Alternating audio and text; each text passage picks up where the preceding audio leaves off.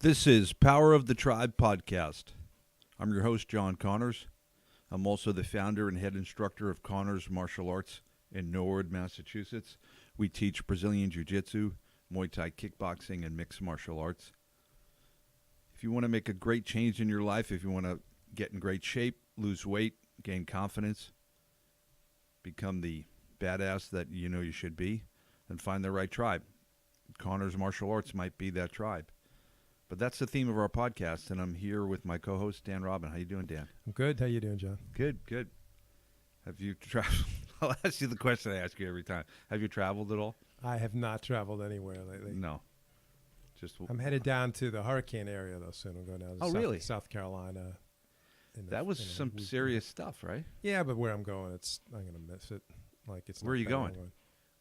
Hilton Head.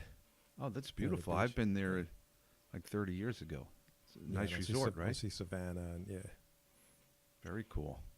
One thing before we even start, though, Yeah. I have to say to Dimitri, like something popped and everything is blasting. Like your voice is super thunderously loud in my ear. Yeah. Better? Is that a little better? That's better. Is that better? Yeah. I was projecting too much. Yeah. So so I'll be headed down there, but I haven't gone anywhere. Cool. Now, what have you been up to? I know what you've been up to. I went to New York. Yeah. New York. We went down and went with my son and my team, Coach Steve Cherney, Maria Kiprios, who we interviewed here, and John Ciampa, and we all competed in the No-Gi Pan Ams. No-Gi Pans, they call it now. Yeah. I know. I'm not going to feign like I don't know what happened. I know already. Yeah, we had a very successful tournament. This is the first time, Dan, that I competed since, this sounds frightening to me, April of 2000. Yeah, So, over 18 years, yeah. So that's actually, I'm curious about a bunch of things about your experience of this. One is the difference between competing now and 18 years ago. Like, did anything jump out, or did you just feel like this feels all like deja vu? It feels exactly the same as it always did? It felt similar, yeah. I do remember, so I competed in 2000. We went down to Kissimmee, Florida, where they had the Pan Ams. That was a gi event. So for our listeners who aren't familiar with jiu-jitsu, gi is the traditional uniform. So this event that we went this past weekend is just rash guard and shorts. So it's without that uniform. But at any rate, in 2000, when we went down there, I had a lot of anxiety for the couple days before the competition, like a lot. I felt really uncomfortable. I hated it. I remember thinking, this is not fun. This sucks. Yeah. I've heard, isn't that pretty common? I mean, you'd know better than me from coaching lots of fighters and competitors that there's a period up to the competition where it's pretty common to feel like, I wish I didn't even do it. I wish I didn't even sign up. Or, I this isn't worth it. Why'd I do it? Yes. So in 2000, I had that conversation again and again in my head the whole time. And oddly enough, I performed well, and I was a blue belt at the time, and I won my blue belt division. And I performed fine. My performance wasn't degraded by any anxiety. But the day or two before that, it was not fun. Yeah. And that's exactly the conversation I kept having. I was like, this is not worth it. Yeah. How long did the anxiety last? Like, when did it go away? Like, all the way up to the mat? Or pretty much up until the competition, yeah. And then... So even that morning, like, did you have trouble sleeping? And yeah, definitely. All the works? The works. And that morning you woke up and thought, oh, no, I got to compete today. And I don't remember clearly, but I think so. But I've heard a lot of athletes say that, where GSP I think has a lot of anxiety and he might not sleep the night before, but he always performs amazingly. So it doesn't always have to degrade your performance, but it's not pleasant, that's for sure. Yeah, we've spoken with some people, I think even here, that said they almost want some anxiety. It kind of keys them up a little bit, or gives them a little energy or a little boost, or they feel concerned if they just feel flat. I think in MMA you'd want some, yeah. And I think Tom Egan, who we just spoke to recently, said that he thought he lost some fights because he was trying so hard to control that anxiety that he was flat, Do you know what I mean? Like if I right. understand him properly, he was saying that you should allow yourself to be nervous or cry or throw up or scream or whatever, like to be in the moment rather than try so hard to be kind of stoic and I think you need an optimal level of excitement, of stress response, and it's probably going to vary from sport to sport. So if you're in golf, you probably want to be as zenned out as possible. You know, you take a beta blocker maybe or something where, but if you're a power lifter, you want to probably be as excited as possible. And fighting MMA is somewhere in that spectrum, but you probably want to be relatively excited. And jiu-jitsu, I would say it's, in a way, it's probably more technical, or you don't need the same level of excitement as you would in MMA, I think. But what did you say earlier? You said you start saying to yourself, "Why am I even doing this?" Yeah. I just flashed back when you said that. The very first jiu-jitsu tournament I entered, I was a white belt, and I was so excited. It was 1999, I think. Yeah, it must have been. Yep. And I remember being on the mat. I think I won my first couple of matches, and then my third match, this guy did this standing collar choke on me, which I never had seen before. I was only a white belt. And I think he almost put me out, and I like sort of fell and spun out of it just by accident because I was on the verge of unconsciousness. And then I got up, and then suddenly I must have had an adrenaline dump. I was exhausted. And now I'm standing there, and we're grabbing each other by the gi, and then that thought came in my mind. I think my wife at the time was there watching. I think my cousin, maybe my brother, like I had like an audience there was watching me too, and I was suddenly started I wasn't there at all. Like I wasn't present. I was thinking, why the hell am I doing this? I could be home watching TV right now. And I had this really negative fantasy going through my mind, which wasn't helpful. During the actual... During the match, yes. I'm like holding on to this guy, exhausted, feeling like I'm going to puke, and saying, why the hell am I here? Why did I think this was going to be such a great idea to do this to pay money to go do this? I pictured like the night before, saying why did I do this? Because you're right. But I didn't realize like during the actual that happened to me bout. In a match, yeah, which is really funny thinking back on it. But I recovered, but I had to like pull myself together, I think, but.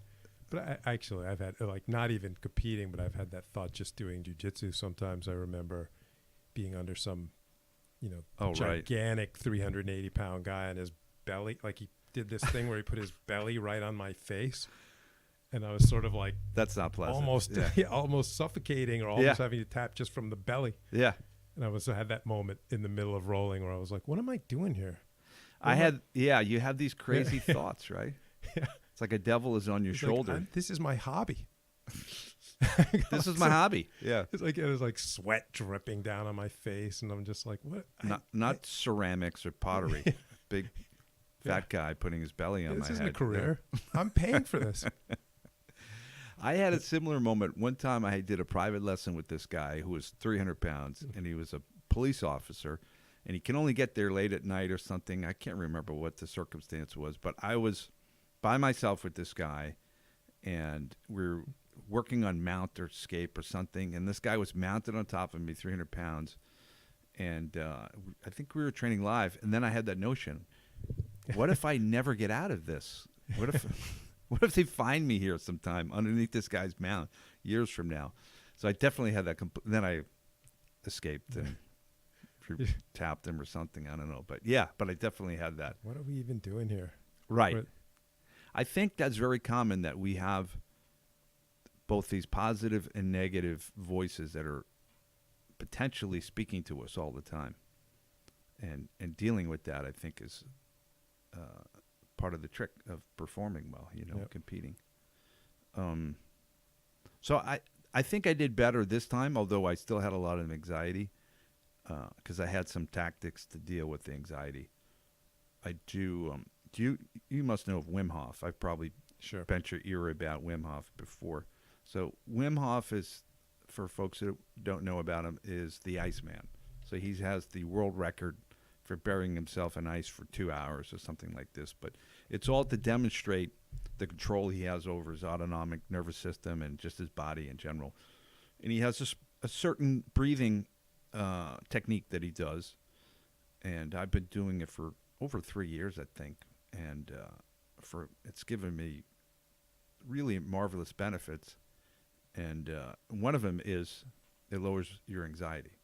So I do these 20-minute sort of sessions I try to do it every day of this breathing method, and I find my general level of anxiety goes way down. So you bypass all the immersing yourself in ice and freezing showers and all that. Well, that's a good question. So just- he does have that as part of his program. So I think he has a sort of a 3-legged program: breathing, ice or cold, as he calls it, and I think the third is like commitment. So he has an interesting idea. I think there's a lot of value to it, where if you commit to something, if you really truly commit, you sort of align all your mental resources, all your brain synapses are just going in one direction now, so you can just be that much more effective.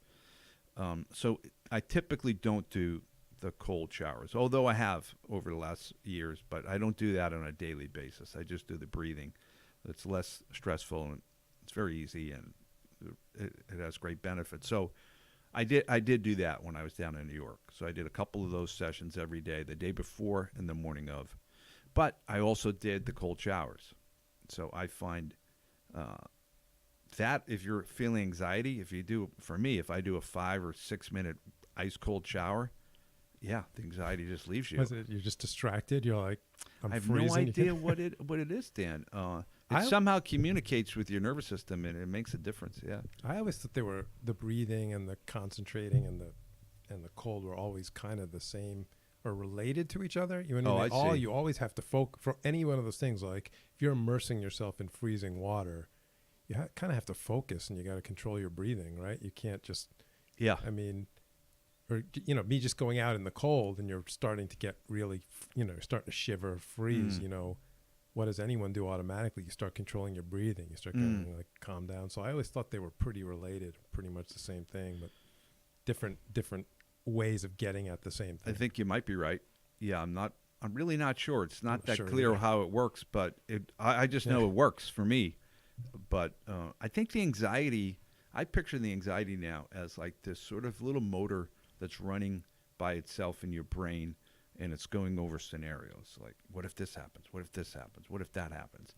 And it starts going, and it's like a flywheel. It's just going, and you can't stop it. Then I think, for whatever reason, the cold water stops that motor. And then maybe it'll start back up again in a couple hours, but it kind of shuts it down.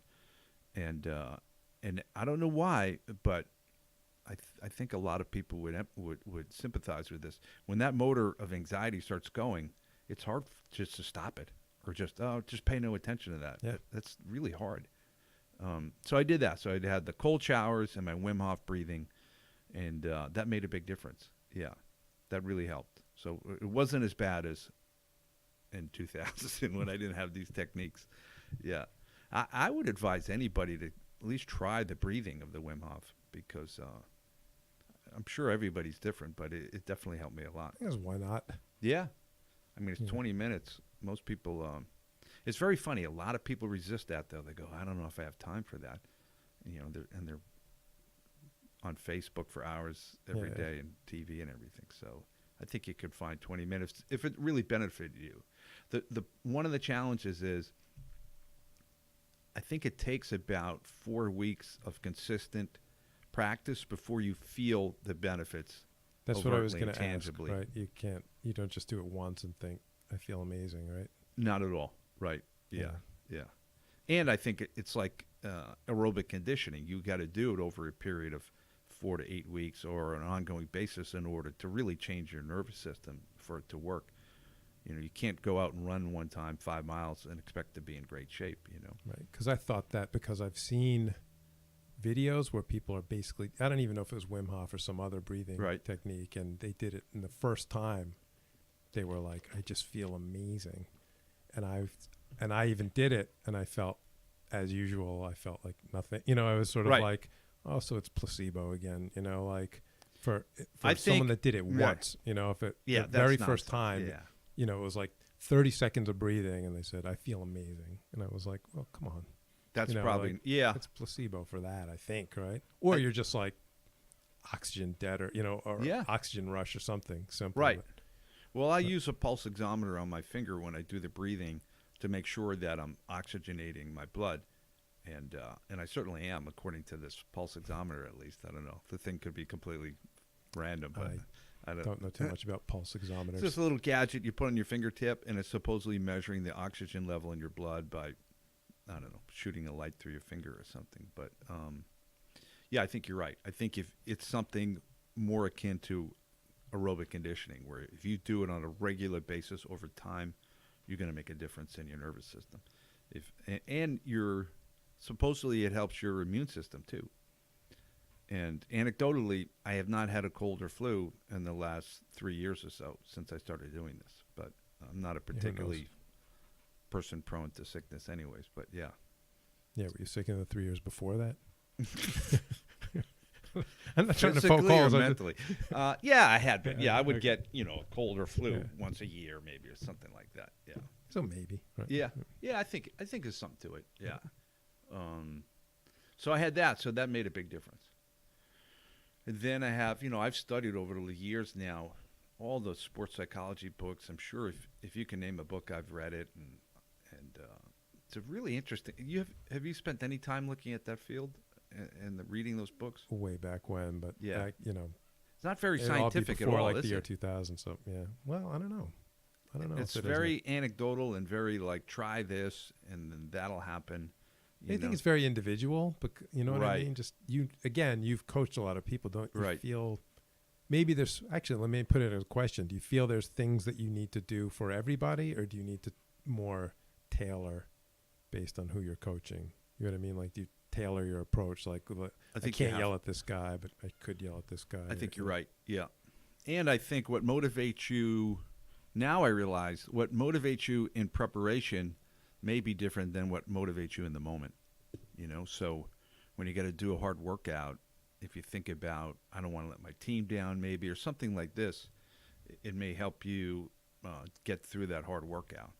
But, I use a lot of mantras and things like this, but I found at this tournament, none of that seemed to be working for me or resonating with me. And there's an app called Headspace. Are you familiar with that? Yeah. So what's that guy's name? Andy Puttycombe. So he's this English guy who has this app that teaches meditation, and it's a great app. So if you have no experience in meditation, you want to try something, that's probably a pretty good app to get. I think you can get a free version of it. And he basically talks you through a 10-minute meditation. So it's only 10 minutes. Pretty good. Yeah. But it's very basic stuff. It's like just focusing on your breath and about being present. So he also has different ones. He has like a sports performance one and all different, tailored for different things. And I think I listened to that last year or the year before, probably last year sometime or the year before. And his point was you really shouldn't be talking yourself up. You should have no talk. You should just be sort of zenned out and in the moment. And I wasn't really buying it because I thought, first of all, this guy isn't an athlete. He's never had to perform under pressure. Was he saying it should be for an athletic performance? Oh, yeah. This okay. particular app, that's what it was designed for. And his theory was you just want to get in that present Zen state. And I thought, well, that's great, but what if you can't? What if you're shitting your pants? What if you have all this negative talk going on in your head? What do you do then? Do you just zen out? I don't know if it's possible. But ironically, at this tournament, before I had just one match, because I'm in the Masters 5, I'm in the super old group, I did exactly that. I just got completely present. I was thinking about these different mantras and things, and nothing seemed to be clicking for me. And then I said to myself, I'm just going to be here for me, and I'm going to be completely present. So I thought, if I'm completely focused and present, I'm pretty good. So that's what I need to do. It's going to go bad for me if I get too excited and make a mistake, or I get so excited that I don't manage my energy properly and sort of get exhausted or crash or something like this. So, and jiu-jitsu is fairly technical. So, yeah, if you don't make any technical mistakes, you're going to be right in the game, I think, you know. Right. And one more thing is, you told me that you had gone into this with a pretty detailed game plan of what you wanted to happen. Right. Because, I mean, I can imagine someone saying the opposite, where they say, you know, you never know what's going to happen, so you prepare. I've heard people say it actually, where, you know, what's your plan? They say, I have no plan because I don't know what's going to happen. It could go to the mat. It could be, you know, it could be a stand-up thing. I could end up down on my back. I could end up on top, and so I don't plan for anything. But you did the opposite. You completely planned. I did, yeah. What you wanted to happen. And I don't know if that just works for my personality or if that's the best way to go. For me, it feels like the best way to go. I mean, you plan for something, and if it doesn't go your way, then you have to improvise. Right. But why would you not plan? I'm just going to improvise. Well, you get that covered because that takes no preparation. So what are you preparing for? Everything? That doesn't make sense to me. So I think what we did as a team, and I managed to do individually, was we did prepare right. We prepared as best we could, and then I think we all competed as best we could. And that is important psychologically, too, because now you're focused on the process, not the result. Because ultimately, you can only influence the result. You can't control the result. So, you know, of course I wanted to win, but I'm not going to focus, quote unquote, on winning because that's abstract. You know, I'm going to focus on the jiu-jitsu and being present and being in the moment. And I'm going to focus on preparing as hard as I can. So I think if you focus, you can almost look at it as two things. Preparation is one thing, and then the performance is the other half of the whole thing. Right. So with your preparation, so it's kind of a two-part question. I guess one is, you maybe briefly let me know, because I'm not sure, like what the Pan Ams are in terms of how big, like where I'm going to go with it is, were you able to know who you're going to compete against? Oh, right. And, or, you know, because that affects your planning. I did know who I was going to compete against. And he was really good, very experienced competitor. So, you know, I sort of glanced at who he was, but I didn't take that hard of a look at it, which was good because afterwards I found out he's an amazingly experienced and successful guy. Yeah. But you didn't know what he was good at, or you know what I mean? I kind of had an idea that he was going to look to pull guard and play that sort of bottom game. So I wanted to get my 2 points for a takedown and pass the guard, stay on top. So very simple. And I had a couple different submissions I was going to work toward. And then it worked out exactly like that, pretty much. But it you know, to have that as a plan and make it work are two separate things, of course, you know. All right, so I'm not sure, maybe you're being humble, but I'm not sure you even mentioned exactly like what happened, like you won. I'm not sure. I won, yeah. I won 5-0, yeah. I won on points. Yeah, it was good. And the guy you beat, I don't, again, you just barely touched on this, but maybe you would have been more intimidated if I would have, yeah, because what I found out later was in the last 2 or 3 years, I think, he actually has a page on BJJheroes.com. I don't know much about that website, but he had sort of, if I remember right, he had 10 first place victories, 5 second place, and 6 third place victories, all within the last 2 or 3 years. So he's a super active and successful competitor. So and you hadn't been in... I haven't been in 18 and a half years or something, yeah. I do wonder if there was an element to this guy who felt like, who is this guy? You know, about you. You know, you kind of came out of nowhere, right? Definitely, yeah.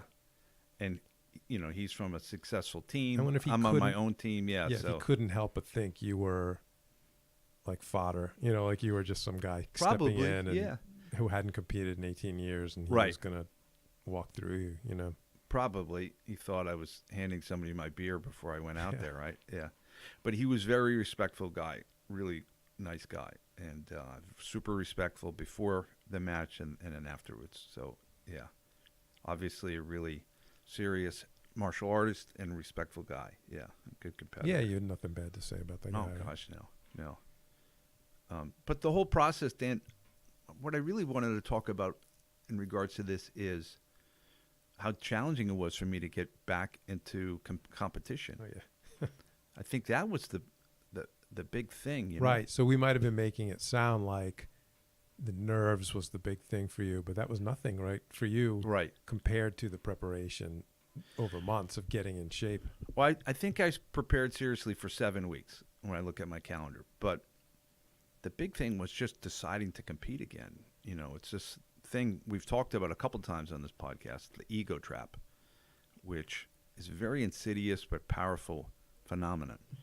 And as a head of an academy, a head instructor, your students tend to put you on a pedestal. You know, they want you to be invincible and perfect and so forth.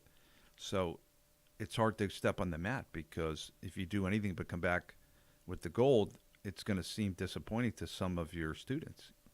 Although, you know, that's irrational and unrealistic, but that's just the nature of it. You know? Right. If you're a superhero to them, they'll all you can do is worse than expected. Right. You can only go down, which is a really lousy place to be. Right. That's that ego trap where you're already getting so much esteem, or you're even overvalued by the people around you, that you're motivated to not compete, because you can only lose esteem and value. And don't you think the vast majority of people, and it doesn't have to be the head of an academy, it could just be someone that's sort of on a pedestal for any reason. Right.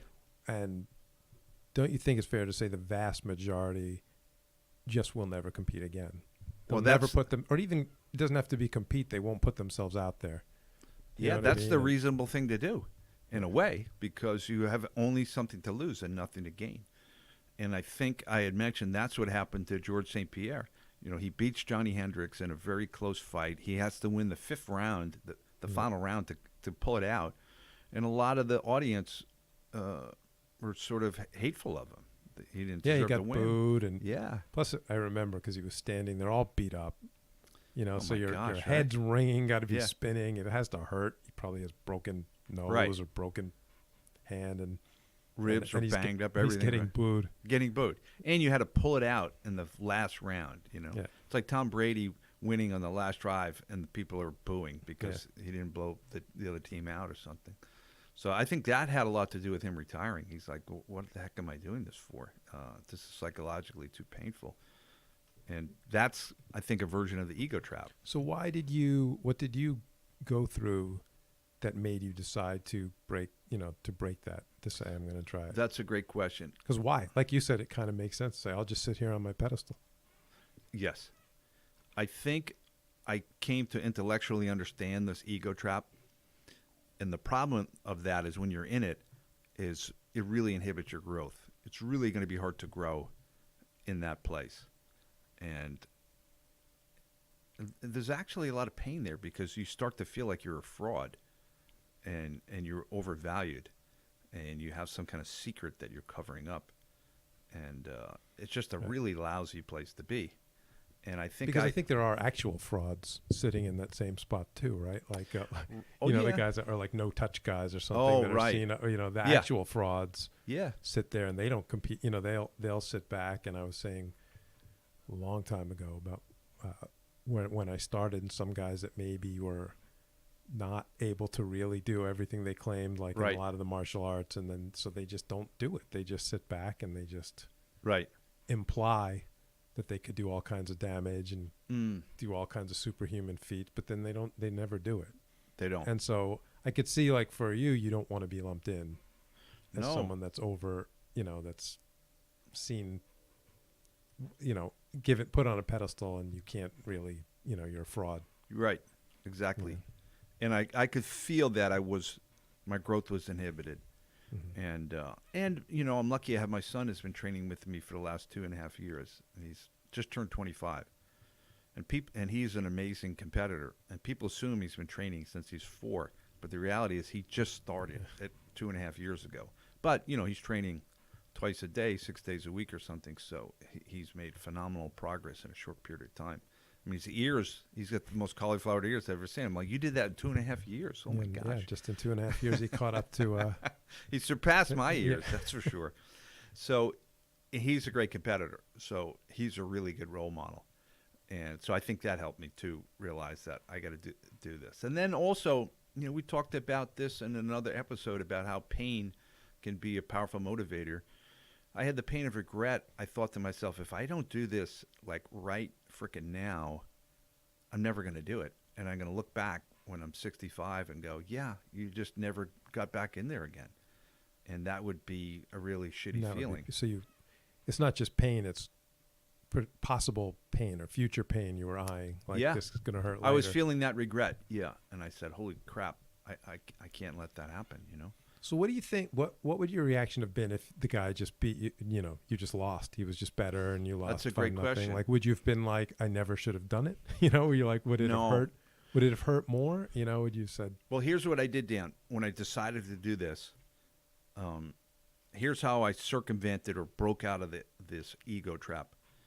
I realized that I had to compete in some high-level tournaments. I couldn't just go to a local tournament because I needed a big enough win to balance out against the pain of possibly losing. So my idea was I'm going to compete in the Pan Ams and the Masters World Championships. Like, I'm going to go to those big high-profile tournaments because if I can get some medal there, that'll be worth it. That'll be exciting. So that helped. And then I also said I'm going to do it for more than a year. So I spread the process out for more than a year. I'm going to commit to training hard for a year. So if I didn't, if I lost this one, that's fine. This is just one step in the whole process. And I could extend it further. I could say I'm just going to keep showing up to the World Championships until I win, or until I'm like 90 years old and no one else shows up and they just hand me a medal.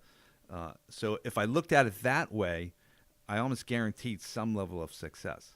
So I really did say at least a year that I was going to commit myself to it. And I'm glad I did because it was so painful, some of the points of my training, that I started to question that. I'm like, maybe I shouldn't do it for a year because it's just so painful, some of the things that I So, was can doing. we back up to that? What was so hard for you for the training? You said it was really hard. Just or some harder of than the you thought. training, like some of the sessions, I reached out to a couple guys who were black belts, and they have their own academies, and I went and trained a little bit with them, and it was hard.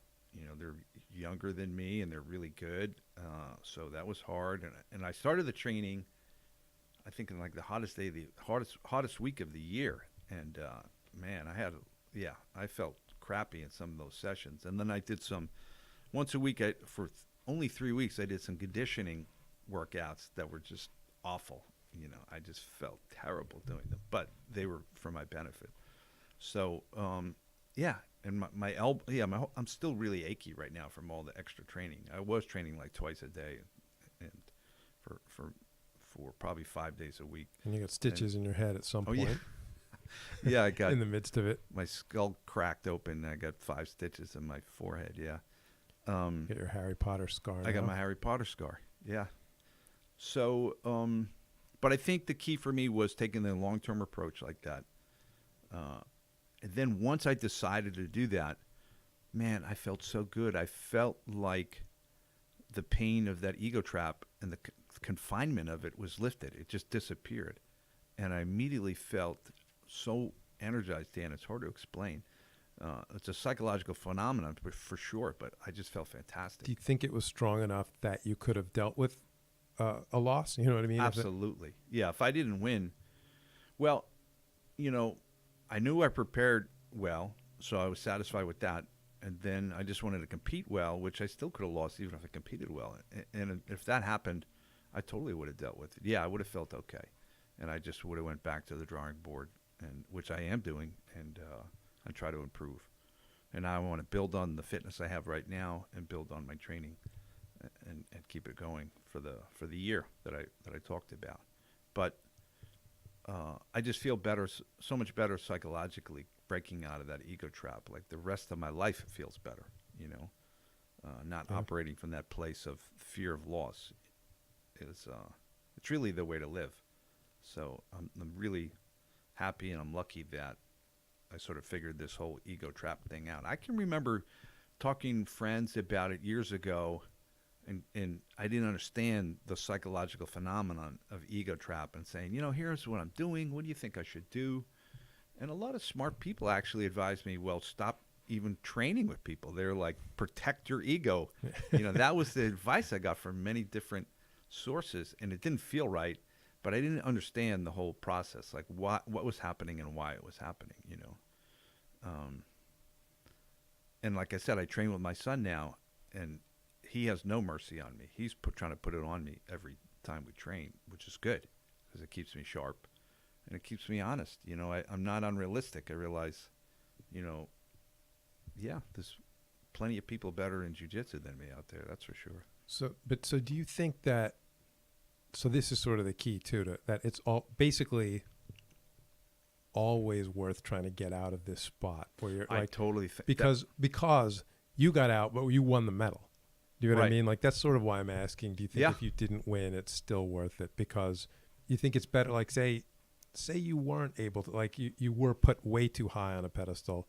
I would imagine it might still be freeing to put yourself out there and be like, this is what I am. that's exactly And it, Dan. I think people always feel bad when they feel like they're hiding, Yeah. that fraud feeling. It's an awful It's feeling. better to just be like, here's the truth. Absolutely.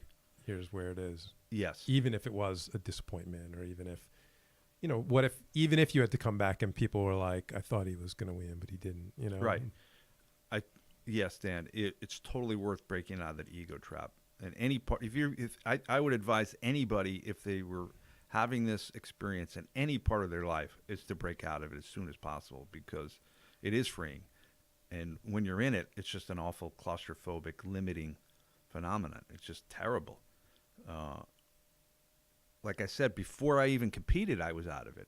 Just my training, I was out of it. And man, I felt so much better. And my training everything was better. Definitely. So it's completely worth it. Yeah. That's the greatest benefit I had from this whole experience so far, is freeing myself from that particular ego trap. And do you think that you'll keep competing? Because I know you're back. Yeah. There was some thought you had a moment. I think it's when you were suffering, because you've been eating clean, right? I think, Right. 20 pounds you're down or something. You know what I mean? So it was a rigorous Right. schedule to get where you are. Yeah. Yeah. I eat super healthy.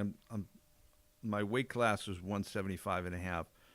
I think in January I was 187. I'm probably down like 12 pounds or so, 13, 14 pounds. But, yeah, I mean, it was serious. Yeah. It took effort and So when conscientious you were suffering work. doing that, I think there was at least a moment where you thought, all right, I'm going to do this. And then I did. I'm I out. was like, I'm I can't, out. I don't think I can do this. Yeah. Yeah. I'm done after this tournament. Yeah. And now you've changed your mind. Yeah. Which I think it's fine. I think when you're suffering in the moment, it's okay to come up with these contingencies, and then change your mind again Yeah. and get back on plan. You know that guy? Ever heard of this guy, David Goggins? Yeah. Yeah, he's the Navy SEAL. So he said this trick that he does where if he doesn't, he's going to go run, say, 20 miles, and he's really not feeling it at all. He kids himself, and he says, I'm only going to run 5. And then he gets out there, and after he runs 5, he's like, yeah, I was lying to you. I'm going to do the rest. He somehow creates this sort of multiple personality thing, and he says that helps him. And I actually did that. After I heard that trick in one of my sprint workouts, I did the exact same thing. So in other words, I do these certain types of workouts, and I had to do 6 rounds of it. And I told myself, I'm only going to do 4 today. The hell with it. And I did the 4, and then I said, well, I'll do 1 more. And I did the 5. Then I said, you know what? Let's just do 1 more. Yeah. There's an internal conversation, and I knew I was going to do the conversation, but somehow it worked. It made it easier. So I've done it with just going to the gym, like just Yeah. workouts where I'm like, oh, I'm not going to, forget it. I'm not going to the gym today. And then I'll say, well, you know what? I'll just go and I'll just do these 2 things. Like, do you know what I mean? Right. Like, I'll bench press and I'll do some sit-ups and then I'll get out of that. Yes. Yeah. Like, let's just do that. That's fine. Right. And then you get there and then, same thing. And it's exact same thing where you kind of knew you were going to do it. And then you say, well, you know what? Right. I'll actually do the rest of it now that I'm here, and now that I've done those. It worked for me because the workout I was doing, I need to put in 100% effort. And if I was on round 4 and I had 2 more, it would have been hard for me to give 100% effort then with this specter of 2 more rounds hanging up. So just deceiving myself superficially, it helped me put in a better effort. I've done it if I'm hurting on the treadmill, where I'm like, you know what? I'm going to stop at 20 minutes or, whatever. I'm just going to go to 20 minutes and I'm hurting today. That'll be it. Right. And then you don't, you get Right. 20 minutes and you just keep going. But it helps. And because I think it can be, and especially something like jiu-jitsu, or again, I guess any hobby, it can be, or any undertaking, it can be overwhelming to think, I'm going to get into it and it's going to take 4 years. People don't do it because of that reason. Say, I can't commit sadly. 4 years to do this, or 5 years. But so I guess what we're saying here is you don't have to do it, right? You say, let me go for a little while. And, Right. don't. Oddly enough, if you do it that way, it can help you get started. But for me, having a longer-term plan made it easier for some reason, and I'm not exactly sure why. I think what happens is if you commit to doing something for over a year, then the short-term results are, if they're negative or if they're not the results you want, they're not going to have such a discouraging impact on you. Yeah, it's more of a balancing act, I guess. Right. It's like anything. It's not black and white. It's like, should you look long-term or should you look short-term? It's Right. tricking yourself into getting it done. Right, to doing what you need to do. Yeah. And I think that's another greater lesson from this whole thing is, if you have a goal, an undertaking that you want to do, and if you simply lay out a reasonable plan for getting there, and then just focus on going through the plan, even if you don't get to the goal, you're going to probably make significant progress. Even if you don't get the result that you want.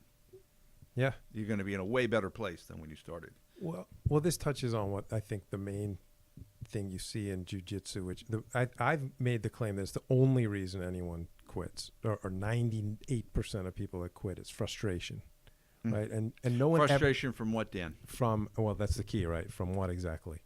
And I think it's some level, at some point in your head, you're not where you want to be, wherever that is. So it could be different for each person. Someone thought they were going to be world champ and they're not. Someone thought they were going to be able to open their own school and they're not. Someone just thought they'd be a blue belt and they're not. So wherever it's your perceived lack of progress or appropriate progress. Yeah, you have some image in your head of where you should be or would be, and you're not. That's frustrating. And the thing is, I think I've never heard anyone say, I'm taking a break because I'm frustrated, other than myself. But you know what I mean? Everyone always says, my job, people start going to other, I don't even know if they're kidding themselves or just want to say it to the other people in the gym, but they start saying, my shoulder's killing me and my kids, and they start coming up with other reasons. But I don't know almost anyone that's been hurt so badly they had to stop. No, I think you're right. I think you and maybe Dr. John or people who have particular self-knowledge, I think, and I think he expressed that to me too, that he wasn't making the progress that he wanted to make or at the rate. But it's so hard for somebody training jiu-jitsu to perceive their own progress. I think that's part of the trick too. Yeah. And I think, so how do you deal with the frustration? I think it's that, I think it's some version of what we're saying. You change your goals, or you either look more long-term or you look more short-term, or you start examining. I think you tapped into some general human dynamic where we have a goal, we're getting frustrated. Now what do?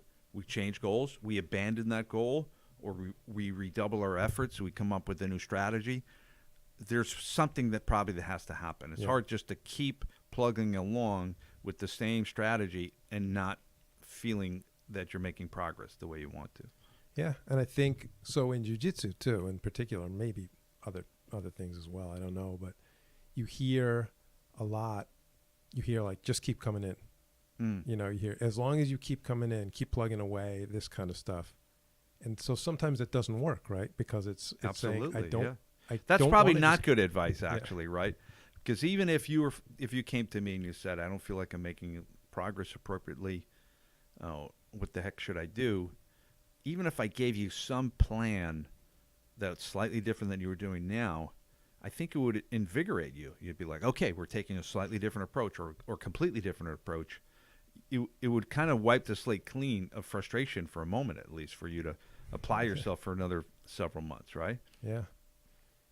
That's right. And because another thing that doesn't work that's very common too is, and it could even be true, but I know it didn't work with me, where people would say, oh no, but you are getting better.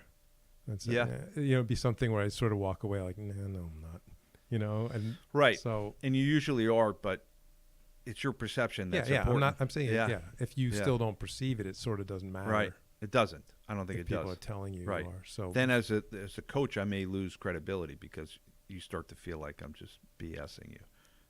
Yeah. Or even, see, for me, it was like, I don't think you're BSing me, but I don't feel it and I don't see it. And I still don't feel good.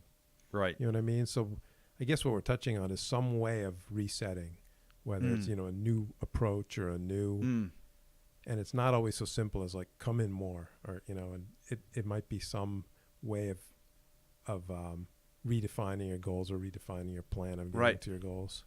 Yeah, I think that's it. You have to either redefine the goal or redefine the plan and strategy of getting to your goal. Yeah, I think it has to be one of those two things, or both of them. Very cool. So I think we're getting near the end of it, Dan. I just want to reemphasize, I think the biggest thing in this episode and from my experience is breaking out of that ego trap. Oh, yeah. So I would advise anybody out there, if they feel like they're in this ego trap, and it doesn't have to be jiu-jitsu, it could be in your career, I suppose.